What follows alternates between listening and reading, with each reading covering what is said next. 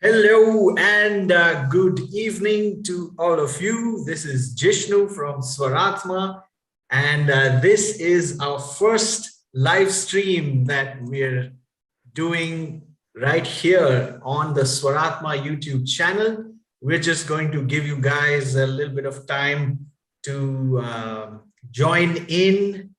Feel free to use the chat and let us know if your questions. If you're logging in, tell us where you're from, tell us whether you're an artist, whether you're interested in art, what brings you here and things. And I have with me my guests on this live stream. I have Dhruv Saxena from Vistas, who's the man behind Fantico and the association we have with the platform. And we have Rhea from Cadre Event Support, who's been instrumental in helping Swarathma's assets go live on the Fantico platform. So without further ado, welcome guys to this live stream. It's so great to have you. This is such a new, emerging and exciting area, and we have so much to learn. And I speak on behalf of the band Swarathma when we say that we are super thrilled to be a part of this journey. So I'm going to start with Dhruv. And if you could tell us a little bit about yourself, your journey, and how you found yourself in this field, and what just things that people should know about you before we get into the specifics of the NFT collection of Swarathma. So Dhruv, over to you. Hey, thanks for that warm and exciting welcome on a cold day. I'm dialing in from Delhi. Hey everyone watching this. Well, story is pretty clear. I used to be a musician myself at some point back when I was younger. And like I was just telling you some time ago, my background is in finance and media and technology, that space. So I was on the advisory side and then deal side. And of course, you keep one eye out for technology as it grows. So I was part of a larger conglomerate that dealt with things across the entertainment business. And then we started looking at what blockchain is up to and what people are doing in the NFT space. Right. And then it just made so much sense, the proposition that we're trying to build, and what the how it's trying to kind of change the industry. It just seemed like a more fair system. And we said that, okay, this is a problem we have to go after, right? It's cutting edge, so it's fun, and it's for the creator and bringing creators and fans together. So that was the journey, and we put ourselves on that journey somewhere on the thinking part somewhere in the late 2020, and then on the building part in 21. And then I think a few months ago is when we met with you guys and we started conversing, and everything that we've put together now is just part of that story. So very excited to build with you guys. Excellent, excellent. Thank you so much for being here. It's so great to have you. We've interacted a little bit over the years, but over the last few weeks. But I think the person we've spoken to the most is Rhea from Cadre, who's really been the bridge between us as the creators and Fantico as the platform. So Rhea, welcome to the Swarathma live stream. It's such a delight to have you. We're slowly getting viewers popping in. Hey, everybody, drop a message in the chat and we're monitoring it. And if there's anything you'd like to ask about NFTs, then there's no better persons than the panel that I have. I don't think it's fair to call a panel. I mean, it's like a Saturday evening hangout across the cities. We've got the representation from New Delhi, from Mumbai, from Bengaluru, and I think between the three of us, we have covered most of the territories where people may be interested in NFTs. So it's good to be here and start talking about all of these things. So let's get started. Rhea, tell us about your journey. Tell us about Cadre. Tell us about your own personal relationship with blockchain, cryptocurrencies, NFTs, and so on, and how you find yourself in the company of us two gentlemen with our slightly blurry backgrounds. Thanks, Jishnu, for a very generous introduction. So I run Cadre, and we were founded in 2015. And we, at that time, were providing opportunities for students in the events and entertainment industry. And we would work on all these music festivals and concerts and manage artists. And we'd really have a blast doing it. Right. And we were young students and we were getting this opportunity to earn and learn. And we also were working with artists who were really having this huge source of revenue, which was live. And when 2020 hit, that just went away. That went bust. Right. So we started working with artists to monetize their content and new avenues of monetization. And that's when NFTs also was really picking up in the Indian space. Right. But music artists were not really sure how to navigate that path.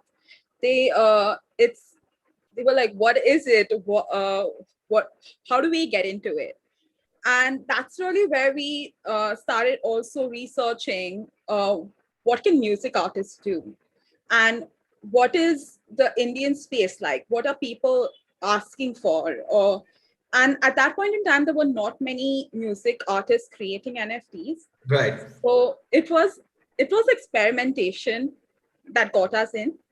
So we were trying, but because I have a background of creating social media presence and digital presence for authors and for book lovers, that's Right. what my personal love is. I knew that at the center of it all is community. Okay. So that's where I really, that's my personal relationship with NFTs. It's that it allows artists to create audiences and community directly with their fans. Great. I mean, it's lovely that you said that, because that helps me segue perfectly into the next part of this conversation, which I hoped would be a basic primer on what NFTs are. Because, from the time that Swarathma has announced our NFT collection, whether it's somebody from the media or fellow artists or fans or, crew members, even band members, the first question is, so dude, what are these NFTs? I've been hearing of them a lot. So I'm just going to, in the presence of experts such as yourselves, give you my, layman understanding of where it started, and you guys can help me refine that for the benefit of the people watching, which is that, what are NFTs and how does this really tie into our career journey as an artist? Now, for me, the whole idea of NFTs begins first with fandom, begins first with the relationship that I share with this artist that I love. It could be like, in my personal case, let's say it's my favorite band, U2. And I have suddenly the opportunity to own the original recording of the first album that U2 came out with, or let's say the Joshua Tree album, which is their best known.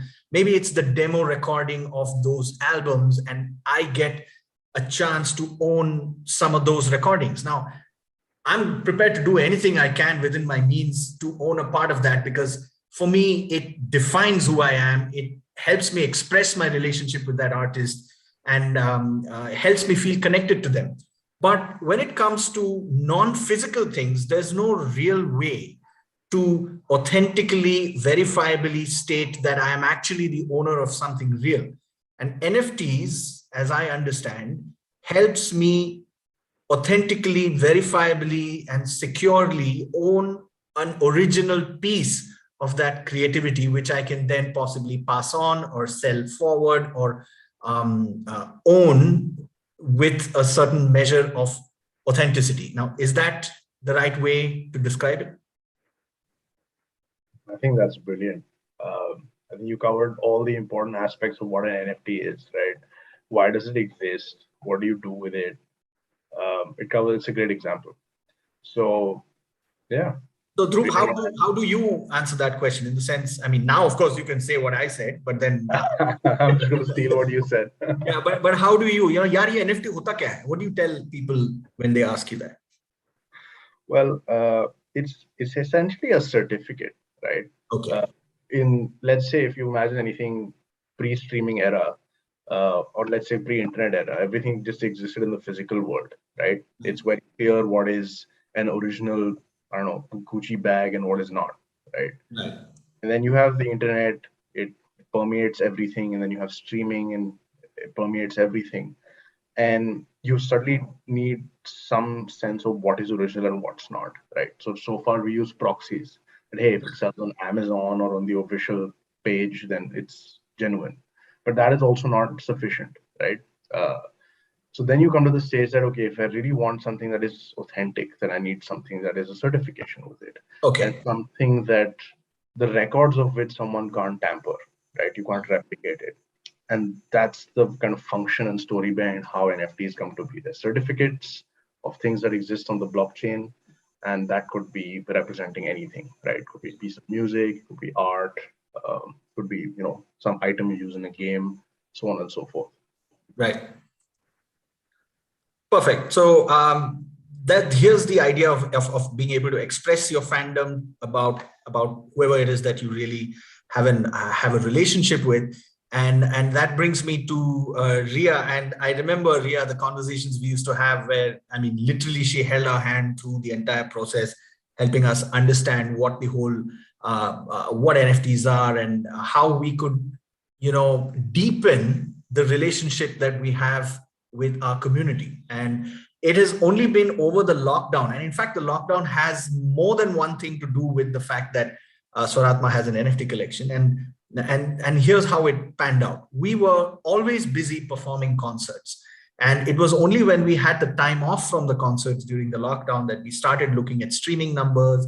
We started looking at digital forms of engagement. And we started this series of interaction with fans called And Other Stories, where we would do this Google Meet hangout with a community of not more than 30 members who would join us on a Google Hangout and or a Google Meet session. And we would spend about 90 minutes on a Friday evening once a month and just chat, just talk, share stories, how this song came into existence, what happened on this tour, how this particular video was made, and so on and so forth. And those conversations were so nourishing as artists, and of course, the fans got back with a lot of positive feedback on that. And it is this depth of relationship to be able to go deeper with fewer people that gave us this idea that if there is something like an NFT that allows us to deepen a relationship with our community, then this is something we should explore. So on that note, Rhea, if you could weigh in on your perspective on NFTs, specifically with the idea of community. So I think with NFTs, when you take it from a monetization perspective aside, if you think of it as a digital key, okay, and it's something that really allows you to unlock experiences and add value to your community. So if, for example, you have a Google Meet of say 30 people and it's limited, you can really use these digital keys for people to have that experience with you. Right. So when you have, of course, it's also digital ownership of that asset. But if you look at the perks of what comes with the NFT, that's, I think, what really makes it special, because it allows someone to understand the story behind it, of the story behind creation, like how the lyrics had changed with Beta Sweater Penno. Right. It allows you to connect one-on-one, really understand what goes behind creation. And even for aspiring artists, for aspiring musicians who look up to you as a band, look up to how long you'll have been a band. 20 years is a long time to sustain a band. Right. So I think you can share what it's taken you to get there with your community. And of course, live is a different experience, and it's not something that's replacing that. Right. But this is also a more intimate experience. Right. And it really allows you to know who your audience is, because in the curation process, you really understand what your fans hold most valuable. Right. Thanks so much for that. I'm going to come back now to Dhruv. I mean, you have this beautiful platform, Fantico, and I have to say that we've talked about NFTs with a few other platforms. There have been a few others that reached out to me to say that, hey, you know what, we're going to be helping artists mint NFTs and check us out. But yours was the first that Fantico was the first that I found was very focused on culture, on the arts, media, entertainment, artists, and their relationship with their community. So I wanted to ask you about your experience with this, why you chose this particular subfield. I mean, there could be NFTs on a number of things, but tell us about your perspective on how and why Fantico is what it is today. Sure. Yeah, I mean, honored that you feel that way, honestly. I'm still gushing with that feeling right now. Work here is done. Serenation complete. Well, the truth is that, like, we're just a bunch of people who saw the technology, but they saw a lot of noise, and we just wanted to work extra hard to make it like authentic, right? And we said the only way that that will come is, I mean, we took a giant step. We said, okay, who are the people who actually use this and what for, right? So we figured two things. One is that the people who would want to be part of this will either be like super fans, right? Right. Kind of profile that Rhea was describing. They could be like investors, right? People who are like, you know what, these guys are good, and 100 years from now they're going to be like legends anyway. Let's get in on this when we can. And then there's going to be collectors, right? People who are just like, I want to put it somewhere in my room or on my wall or my digital space. Those are people who like this, and that was really like good clarity for us on like who we're building for. And we also knew that like anything of value can only be built by either creators like you guys, right? Whatever you do, whatever you create is of value, or fans will ascribe value to something, right? You'd be funny, like, people have sold their first tweet, and there are all these examples. Right. Sounds ridiculous, but for someone it has meaning. It has some value, which could be like emotional. It could be, in different forms. Right. So with that, we said, okay, who are the people which industries would actually find something like this useful? And of course, music stood out, right? Right. There are people from movies, there are things and institutions from sports. So there are a couple of categories, but definitely like we think there's like a lot of promise in music as a. So give me some, if you could give me some examples of some of the collections or NFTs that you've created that you personally are excited about. I mean, in up until now, some of the really cool examples, if people could take away from. Right. I think from our platform, we did this one, which was fun, which, the music director, Sneha Kanwalkar. Yes, of course. Yeah, right. So she did Gangs of Wasseypur. And then had this she had unreleased music from that. Wow. So we said that, okay, let's just not put it out there, but let's start this competition where people can come and design fan art for those titles that are going to be released.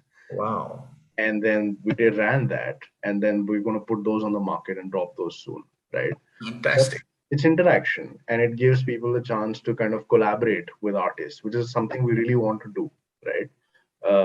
Create that space where you can, if I get the honor to make something that, Jishnu signs his name on, right? Man, that's awesome. And it doesn't matter, the person who wants that piece wants it for, it has Jishnu's name on it. It doesn't care whether Dhruv made it or Rhea made it, So that was a fun project for us.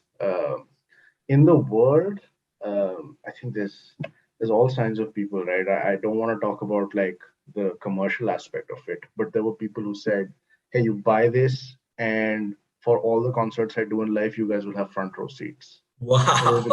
It's a privilege, right? I think there are some people who have kind of connected this to the metaverse experience and said that you can come and hang out in my virtual pool house whenever you want, right? Oh, okay. And we want to do stuff like that as well, where people can come and then hang and jam with people. I always like to think of like between like a random photo that you put out there as an NFT and the whole experience of actually sitting in front of or hanging with the band members, right? There is this whole space of place where people would like to participate, and everything has like an increasing amount of value all the way till this end, right? Our job is to figure out what is in between these two things. Right. It's interesting that you guys come up with the kind of examples that you did, because I realized that in the journey that we have had, we've done a number of things that are, similar in approach, because one of the main reasons why Swarathma is in existence is in the ability to connect with each other and people. And the music is one of the ways that we do it. So some time ago, we had run this contest called Oh Joy. Our jam pad is open to you. Now, for Oh Joy, you have to sign up, and there is some whatever. So there was some contest question or something, and you basically prove that you're actually interested in it. And then you could either come to the jam pad yourself, or you could, bring a friend or gift it to somebody. And I remember there was this lady who signed up for this for her husband, who was a big fan. He was a tabla player. And then he came to the jam pad with his tabla and we jammed with him. I mean, it was a beautiful experience. I still remember his name. His name was Ajay. And it was a lovely experience. And he was a fan for life. He still once in a while will get his messages on somewhere and comment or something. So I understand, what you're saying, that there is an ability to feel connected to someone that means something to you as an artist, and there is a possibility of making that meaningful for everybody concerned, and NFTs is a medium to do that. Which brings me back to Rhea with the question of the approach to our collection and what was your journey? I mean, we were a bunch of greenhorns. You had to explain everything to us from scratch. And the similar question of what are some of the other NFT experiences that you have found interesting, and how did that come together in the experience that we created together with you guys? So definitely with, I think, the Swarathma collection, it evolved. Right. As we spoke, it kept growing, expanding, and I think a lot of it came from we thought we'll start small. We'll try it out. We'll see where it goes. And then we realized we were having, I think, fun with it. We were exploring what could be possibly put together. And as it came together at varying entry points, right? People can get a piece of it for as little as $50 and going up to the Sleep with Swarathma experience. So I think in terms of curation, that was a really fun process. And I also created the NFT experience on Fantico for Pragnya Vaklu. Okay. Yeah. And that's another really beautiful collection. Right. I've seen it. Yes, I remember. And what's really nice is she's of Kashmiri origin. Right. And she brings that to her music. Mm-hmm. And I think a lot of people can connect with it. And we used to study Kashmiri poets, women poets. And her collection is Haba Khatun's Ode to the Moon. And she has curated it from her Kat You Chuk My Love song. So she's taking a 16th century poet and bringing it to the modern day with her music and with her visuals, which the animator has brought to life beautifully. And someone gets to have that little piece with her and get a virtual performance. So it's a full experience. And that also was really fun to create. Right. Beautiful. So it's really cool to hear her part of the journey as well. And so that brings me to our collections. And when I was putting together the press note for it, and I was talking to people, I realized that it's there are these little nuggets from our journey that we are so thrilled to be able to share. Because let me start with the example of the demo version of Beta Sweater Pen. Now, Beta Sweater Penno as a song wasn't always a song about parental pressure on children. It actually started out as a protest song right around the time that there were these bunch of student protests happening around the country a few years ago. And we had felt that Beta Sweater Penno was a good way to talk about, an establishment telling you to pipe down and chill out. So that's the original idea of where we thought the lyrics are going to take us, but they didn't take us there convincingly enough. And so we had this demo version of a song, which we used as the brief to ourselves as lyricists and to our lyricist Puneet Sharma as well, that, you know, this is the vibe, this is the feel, and here's what we hope you can create it with. And then the song came to life as a song about parental pressure. It actually went on to become part of a Mirinda campaign, which later, under the name Release the Pressure, won, I think, a gold or silver lion at the Cannes for integrated campaign of sorts. And apart from that, the music video itself was all about going back to school.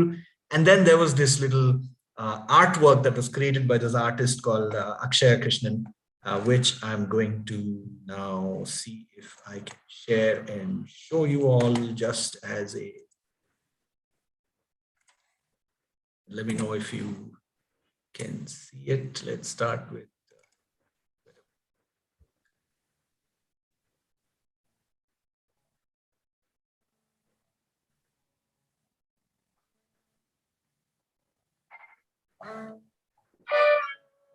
बेटा sweater पहनो नहीं तो लगेगी सर्दी.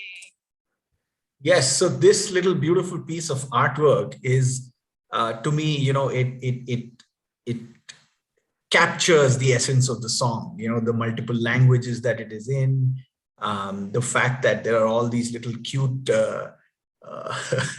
elements from what you might have seen in on the blackboard in your school and things like that. So, so this is why I really love this. This little piece of creativity which we can share, and this comes along, of course, with the demo version that I spoke about. So this is one of them, and then let's look at the Mushkil Mein Jeena artwork time lapse. Now,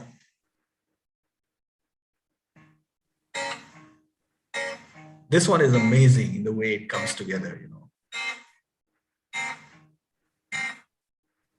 कांटों के मौसम में फूलों की खुशबू को चुनते रहो. दम भर के सांसों में उम्मीद कोई जगाते रहो. मुश्किल में जीना न भूलो, कोई गीत सुनते रहो. ये गीत ही है, गीत वो सुना रहा, वो गीत वो मैं गा रहा, वो गीत वो.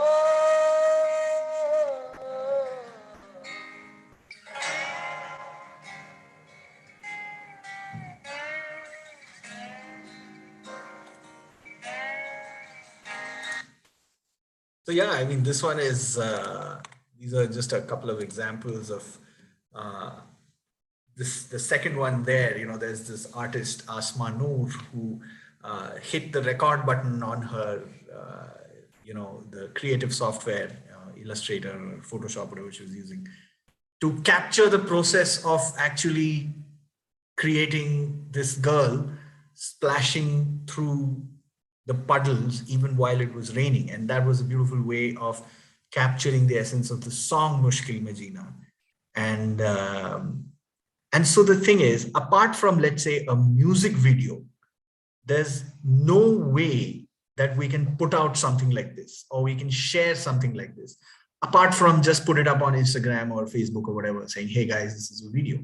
Now, the value of this, you know, really comes through as something you would like to verifiably and authentically own as a piece of how this piece of artwork came to be. And that's why, you know, this is so meaningful to us. And thanks for helping us bring this to life. So so Dhruv, I'm sure you've seen a bunch of different collections and things. So tell me about what if you were to talk about the Swarathma collection to others, what would you say? I'm curious to know. So first thing is that I love this song, probably my favorite song by you guys. So gives me a little bit of goosebumps every time I hear it. And I think the story that you gave behind the whole illustration is lovely, right? And that's the kind of story you want to hear. And this makes such a big difference between, we're just putting it on the market and then see if people like it versus knowing the story behind this. Because now I'm like, should I buy it? So that's the feeling that I have immediately. But no, definitely compared to other collections, like I was saying, right? If it has meaning to you, it will have meaning to your fans, right? If it's just like, something offhand casually you put out there and hope to say that, it was something, I don't know what it is, and I hope it does something for someone, that won't work because it has no meaning. Maybe there's someone who will pick up some scrap somewhere, right? But that's not what you want, right? There's a certain dignity you want to treat this whole space. It's still a creative medium, right? You can, like you said, like putting Instagram has its limitations, YouTube has its limitations. This is a whole new, it opens up a whole new art form. Right. And this is when I speak to a lot of people, they're like, okay, what all can we do? Can you give me a long list of how to imagine this? And I'm like, man, you are the creative people. You make the long list. I'll give you the short list. So super. Thanks so much for that. I'm so glad to hear that the song means what it does to you. Yeah. Interestingly, this is not part of the NFT, but the song was not written for the lockdown, even though it actually became like a lockdown song. And the kind of feedback that we've had on it has been pretty intense. I remember we played a show on the 27th of November in Bangalore. This was the first actual public event that we had, public concert that we had in Bangalore after the second wave and whatnot. And we got a DM on our Instagram saying that I'm here watching your show and I'd heard this song which you're playing now, Mushkil Mein Jeena, after I lost my brother to COVID, and this is a song that helped me cope with that. And I'm here in your concert and I have tears in my eyes and you guys are playing it. Thank you so much. I mean, there's really nothing more to say about why we're doing this, and there's no real way to process that. I'm so glad that I couldn't get this feedback while we were playing, because we wouldn't have been able to play otherwise. So that's why I'm really grateful for your perspective and the way that you're putting the onus of the creativity on the artists themselves. And then you're just enabling that creativity to take that forward from the technological and the marketing and the operational part of it and all of that. So which brings me back to Rhea. So tell me about your favorite NFT in our collection. This is becoming so like, oh, you're at my party, tell me how cool. Well, I have a new favorite every day. Okay. But I like, I think 10 Minute Or. Okay. Both with individually, because that song is a feeling. It's a feeling I get every morning that I don't want to wake up. The snooze button's always being hit. Right. And I would want that as my alarm tone. So I think it would give a fair warning to everyone who's trying to wake me up. So I love that one. Right. And Keep It Swarathma experience makes it all the better. That eye mask, right, my eye on it. Aha. Yeah. All right. So we're going to, slowly bring this to a close. But before we do that, I just wanted to go back to both of you guys on the future of where this is going. What are your plans, both individually and as a part of your organizations, Fantico and Cadre, on how can this area be better appreciated more? How can people become more aware of it? What is the way forward? Where are we all going with this whole thing? So Dhruv, you can go first, perhaps. Okay. All right. Thanks. So I have maybe 6 to 1 year, 6 months to 1 year kind of visibility, because this is like so fast evolving and people are coming up with all sorts of things. I think as an industry, it's going to first of all create a lot of awareness, about what this thing is, what is the underlying technology, right? And then it will also start telling, kind of showing creators that, oh, there's an other way to do this. It's not just about selling stuff. It's also going to change the way that we stream. Fans will stream our music. This will also change how we think about, piracy and regulation. It's going to change the way you think about capital flow, right? Okay. For example, if I expand on that point, like music has a certain value chain that you create, and then you take it to someone, and then you take it eventually to a publisher, and they put it out there, right? There's all people involved. But nowadays, that gap is, well, for someone like you, when it's your fans, basically you just need to get online, and then you're connected to these people, right? So all the value that's being taken by people in between will come back to you or be shared. Right. So that is going to have, a lot of people are betting on, it's going to have this transformative effect on the way music industry works, and really bring to front a lot of things that people like. It's going to democratize it in a certain way. That is, and I see that happening, but also everything still functions under a regulatory framework. So what that means is, for someone like you, when you're putting stuff out there, you may have a certain record label publisher way of doing it. You can now do it another way using blockchain, where your fans become your investors, right? Wow. Okay. You're saying some very, very interesting things. And I'm just going to ask you to help me understand that with an example. So you're right in the sense that, yes, there is a set way in which the music goes from the creator to the fan or the consumer. It's created in a studio. It's published on a streaming platform or on a video sharing platform. And then people come to know of it through marketing channels or word of mouth, and they listen to it. For what is relevant to us is, a large part of how people discover us is through live concert experiences and word of mouth related to that. This is the world that we know. And there are many gatekeepers in that wall between us and the listeners. It could be the owner of a venue or the programmer of a festival. It could be people behind a record label, or it could be the size of our own wallet when it comes to, can we spend the kind of money to get our streaming numbers up, or can we spend money on YouTube or things like that. Now, help us visualize another pathway between us and the fan using the world that you're a part of. Sure. So let's say today you have, I don't know, this 100 fans, right? Just to use a nice round number.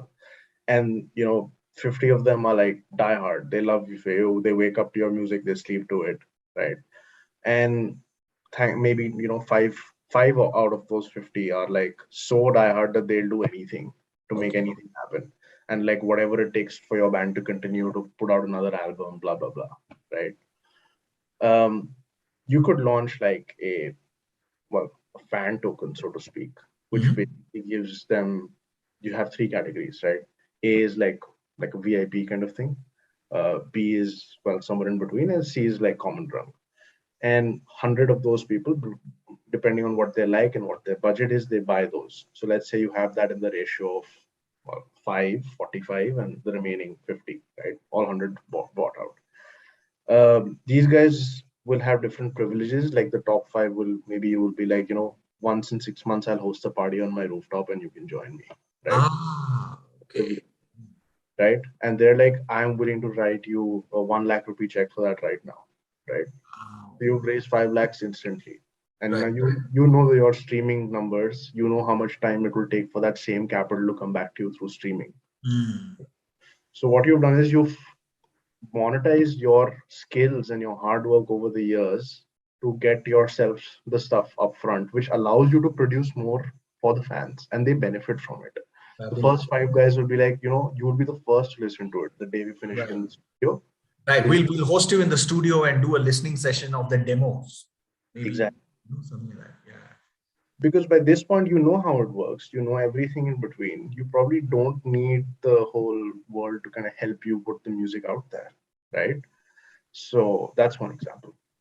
Fabulous. So I think, Dhruv, I'm going to cut this bit out and make a reel of it and do a whole, alternative universe of the artist, maybe something like that, and how that. So thanks so much for that perspective. I think that's very, very valuable.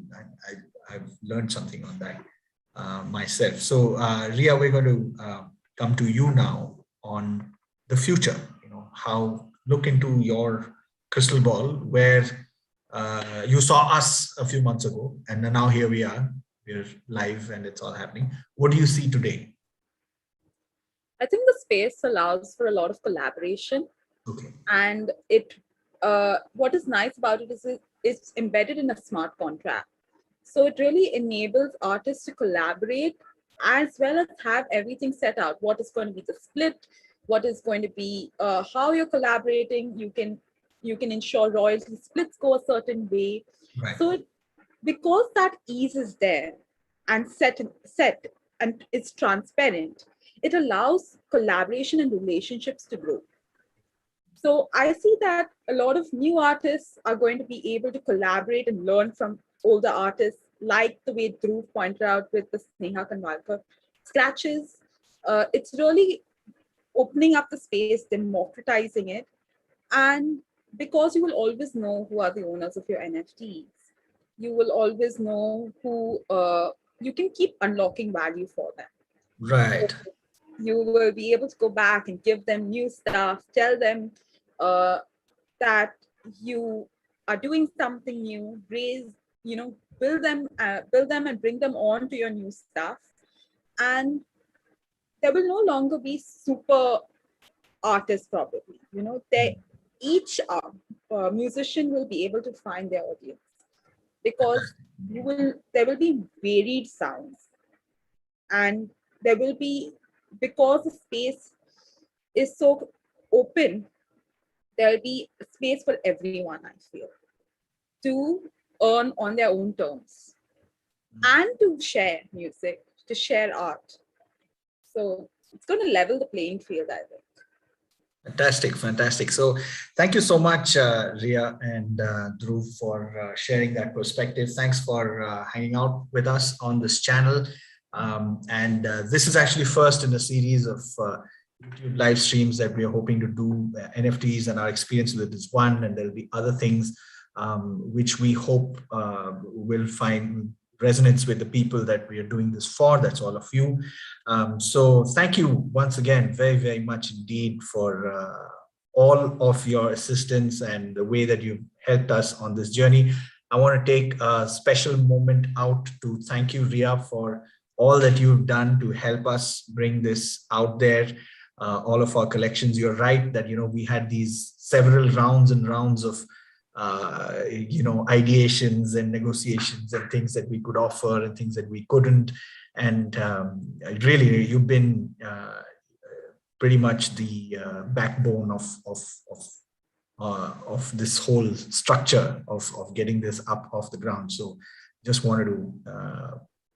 It was my pleasure. Yeah. It was a lot of fun, and yes, it's been great getting to know you guys in the process. Yes.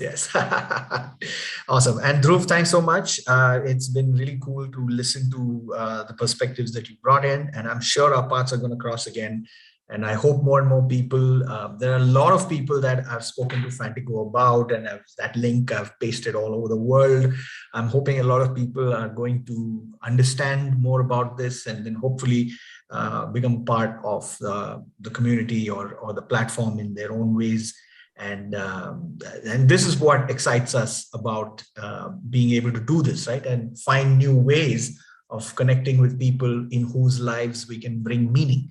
And that's what this whole thing is all about. And y'all are our partners in helping this happen. So thank you very much for being here.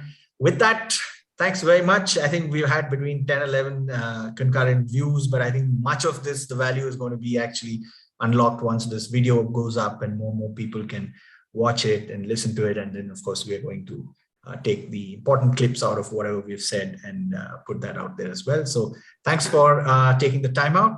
And I hope you guys have a lovely evening. Thank you very much. Thanks so much, Jishnu. Good evening. Bye-bye. Bye, guys.